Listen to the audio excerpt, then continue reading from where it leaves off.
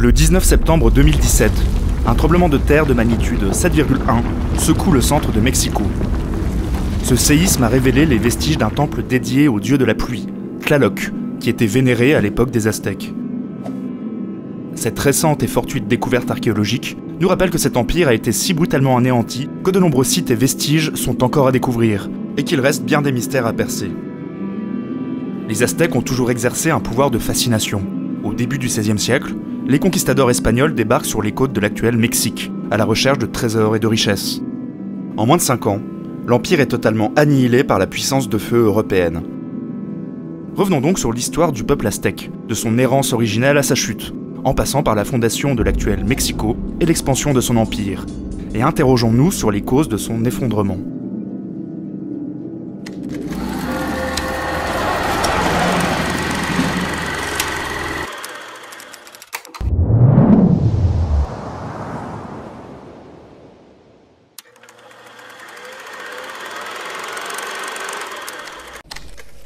Aux origines de la culture aztèque, deux grandes cités, situées sur les hautes terres du Mexique central. La première, Teotihuacan, appelée Cité des Dieux, connaît son apogée au 1er siècle de notre ère. S'étendant sur plus de 20 km² et dotée d'une architecture grandiose, elle influencera tout le style mésoaméricain qui suivra. Des troubles intérieurs, des invasions et des famines vont provoquer son effondrement au 6e siècle. Après une période de guerre entre seigneurs locaux, une autre cité grandiose se développe vers le 9e siècle sous l'impulsion du peuple toltèque, Tula. Son importance est considérable dans le domaine technique et culturel. L'agriculture se développe grâce aux barrages et à l'irrigation. La peinture, l'architecture ou l'artisanat deviennent plus raffinés. Le célèbre calendrier mésoaméricain, constitué de cycles et rythmant la vie quotidienne, est adopté et largement diffusé dans la région. Mais au XIIe siècle, pour des raisons encore inconnues, la cité s'effondre et les Toltecs se dispersent. Les 2 siècles qui suivent voient de nombreux peuples errants créer des cités en revendiquant et en s'appropriant l'héritage de Tula. Une extrême fragmentation politique en découle. Une tribu nomade venue d'une cité mystérieuse et légendaire entre alors en scène, les Mexicas, que nous connaissons mieux sous le nom d'Aztèques. Disant venir d'Aztlán, un endroit mythique entouré de roseaux, les Mexicas sont à la recherche de leur destin. Guidés par le dieu Huitzilopochtli, ils souhaitent s'établir et fonder une cité. Leur errance connaît de nombreuses péripéties. Ils s'installent plusieurs fois au sein de groupes établis, absorbant peu à peu la culture toltèque. Chassés et repoussés sans cesse, sans doute à cause de leur goût trop prononcé pour le sacrifice humain, les Mexicas rencontrent le signe tant attendu en 1325. Un aigle posé sur un cactus, dévorant une figue de barbarie. L'aigle représente le soleil, et donc le dieu Huitzilopochtli, tandis que la figue fait référence au cœur humain des sacrifiés. Le drapeau mexicain actuel reprend cette vision prophétique, remplaçant la figue de barbarie par un serpent, effaçant ainsi la référence au sacrifice humain, tout en assumant son héritage aztèque. Décision est prise de bâtir une cité. Elle prendra le nom de Tenochtitlan, lieu de l'actuelle ville de Mexico. L'endroit est hostile. Situé sur un îlot marécageux au milieu du lac salé de Texcoco, les Aztèques vont redoubler d'efforts pour construire une cité irriguée. Les chilampas, sorte de jardins flottants permettant la culture du maïs ou des haricots, sont développés. Les canaux pour transporter les marchandises aménagés. Des barrages afin d'éviter les inondations érigés. Mais le manque de matériaux de construction oblige les Mexicas à nouer des liens avec l'extérieur. L'autre grande cité de la région, Azcapotzalco, puissance tépanèque, domine la vallée. Les Aztèques parviennent à obtenir leur protection en échange d'un tribut, leur permettant de développer progressivement Tenochtitlan. L'urbanisme de la ville va s'inspirer de Teotihuacan et Tula. Elle est quadrillée en 4 grandes sections, articulées autour d'un temple central, le Temple Mayor, centre religieux et lieu sacrificiel. L'accroissement de Mexico va être aussi rapide que l'extension de la domination aztèque. Les Aztèques vont mener une politique d'alliance avec les cités voisines, notamment grâce au mariage. Mais les relations avec Azcapotzalco vont se dégrader. Le nouveau souverain d'Azcapotzalco décide de réévaluer le tribut que devaient verser les Aztèques. Les Mexicas refusent. S'alliant avec les cités voisines de Texcoco et Tlacopan, les Aztèques réussissent à prendre Azcapotzalco, après un siège de 114 jours. Les Tépanèques sont écrasés. En 1428, Mexico-Tenochtitlan, Texcoco et Tlacopan forment une coalition nommée la Triple Alliance. En 1440, le nouvel empereur Moctezuma Ier impulse une dynamique de conquête, après un début de règne difficile lié à des famines. Sous les conseils des prêtres qui souhaitent calmer les dieux par les sacrifices, la Triple Alliance va mener une guerre perpétuelle contre les Nahua, situés dans la vallée de Puebla. Sous le nom raffiné de guerre fleurie, les cités s'affrontent dans l'objectif de faire des prisonniers pour les sacrifices. Ces guerres sacrées, extrêmement ritualisées, sont encore sujettes à controverse quant à ses objectifs. Elles permettaient aux jeunes guerriers de s'entraîner à des campagnes plus lointaines, ou tout simplement de garder sous la main un vivier suffisant d'humains pour les sacrifices. À ces guerres fleuries s'ajoutent de véritables campagnes de conquête, motivées par des raisons économiques. Une véritable culture de la guerre se met en place. L'armée n'est pas permanente, mais constituée autour d'unités mobilisables à tout moment. La guerre était extrêmement ritualisée. Un casus belli était nécessaire. Des ambassades envoyées. Le lieu et la date de l'affrontement décidés entre les deux parties. Une fois ces exigences remplies, la bataille pouvait commencer. Les combats se terminaient lorsque l'assaillant réussissait à mettre le feu au temple ennemi. Le montant du tribut à verser et sa périodicité étaient alors négociés avec le vaincu. Environ 1/5 du tribut allait à Tlacopan, 2/5 à Texcoco et 2/5 à Tenochtitlan. Mais il semble plus vraisemblable que Mexico se taillait la plus grosse part du gâteau. Ces tribus permettaient d'entretenir la cour, l'armée, les fonctionnaires ou les artisans. En près de 50 ans, la Triple Alliance est devenue hégémonique. Maître de la vallée de Mexico, de l'Atlantique au Pacifique, et constituée d'une mosaïque de population et de langues. Sa puissance devient également économique, grâce à sa zone d'influence et les richesses pouvant être ramenées de contrées lointaines, mais aussi grâce aux tribus versées par les peuples vaincus. Ces tribus étaient de nature différente, soit des marchandises et des denrées alimentaires, comme du cacao, du piment, du coton ou des pierres précieuses, soit des produits manufacturés, comme des vêtements, des coiffes, des boucliers. Un collecteur d'impôts, nommé Calpichc, avait pour charge de transmettre le tribut à Mexico de manière régulière, environ tous les 80 jours, en réservant une part pour le gouvernement local. La population aztèque était également soumise à l'impôt, répartie par village ou métier et non par individu. L'économie aztèque repose aussi sur des méthodes intensives d'agriculture mêlant de nombreuses techniques d'irrigation ou de culture en terrasse.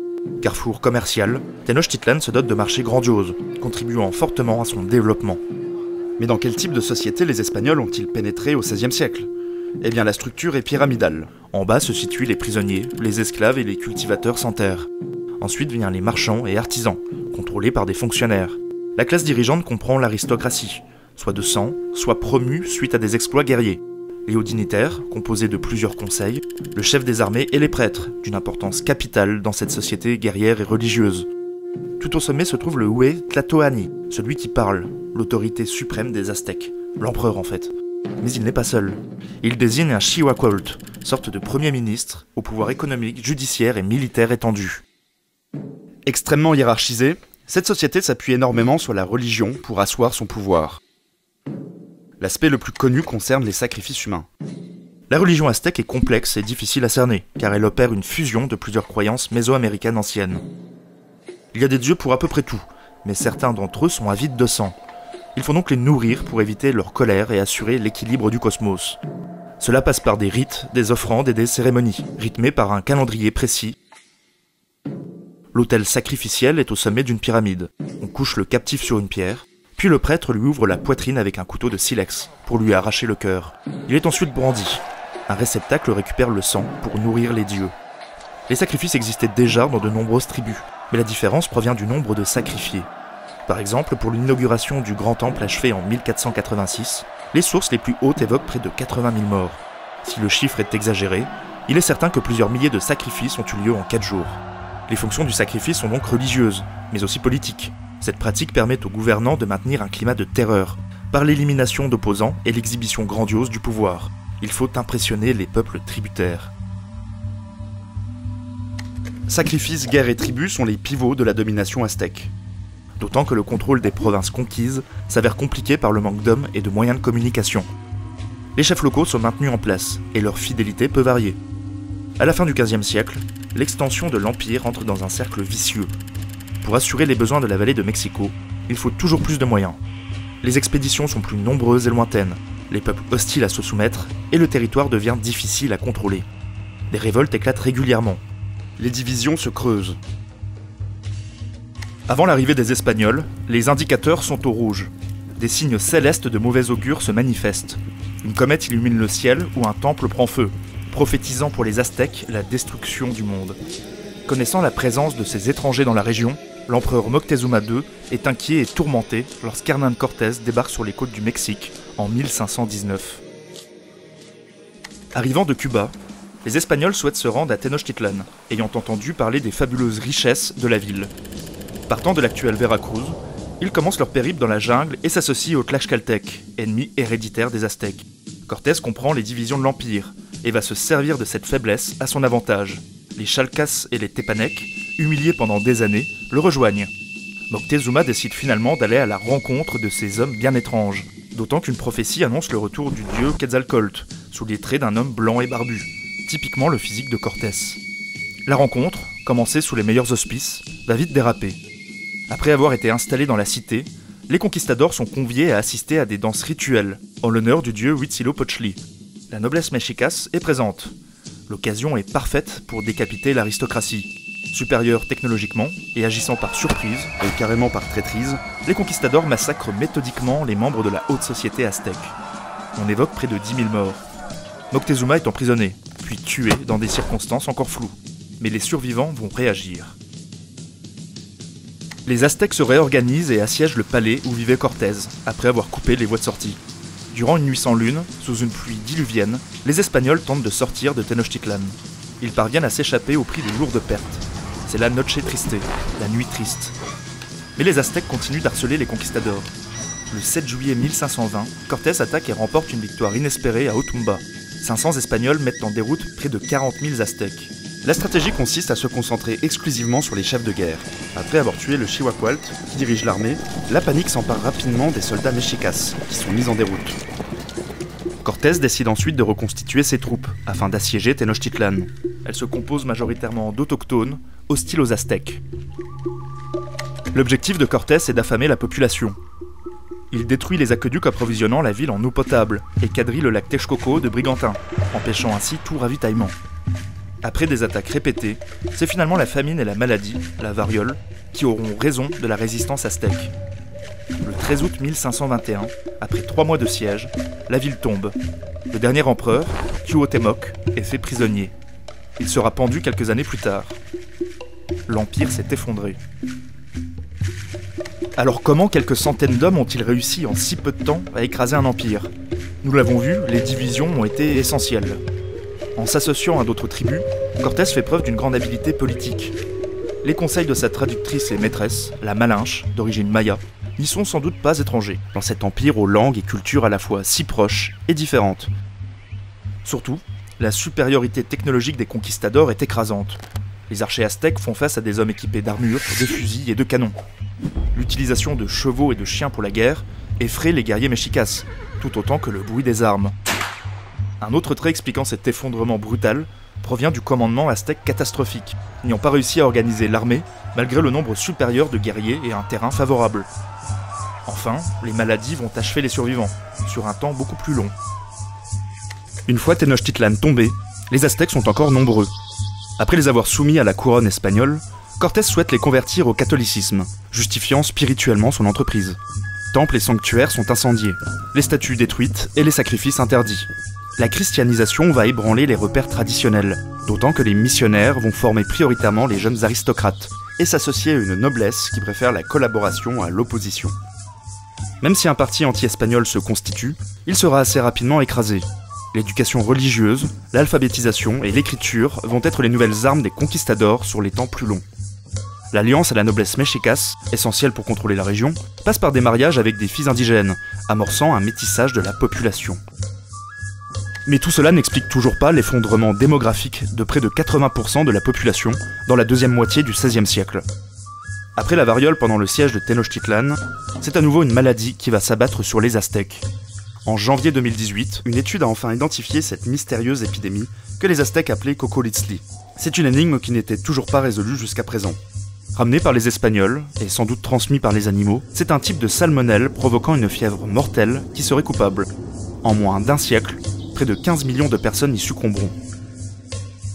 Le XVIIe et le XVIIIe siècle voient une fusion originale entre les restes de la culture aztèque et le modèle espagnol, notamment dans la religion.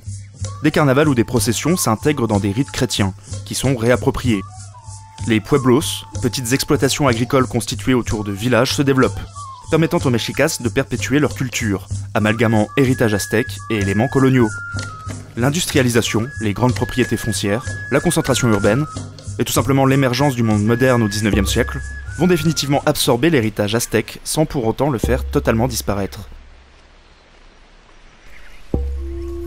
Voilà, alors j'espère que cette vidéo assez générale vous a plu.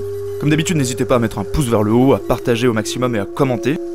Alors la chaîne a dépassé les 100 000 abonnés le mois dernier, c'est vraiment énorme. Alors j'en profite pour vous remercier vraiment du fond du cœur. J'envisage de faire une petite FAQ d'ici la fin de l'année, pour vous présenter mon parcours, mes méthodes de travail, comment je choisis les sujets ou parler de l'évolution de la chaîne. Donc n'hésitez pas à me dire dans les commentaires si ça vous intéresse. Vous pouvez toujours me soutenir sur Utip sans débourser un centime, et n'hésitez pas non plus à me soutenir sur Tipeee. J'en profite pour remercier à nouveau les tipeurs.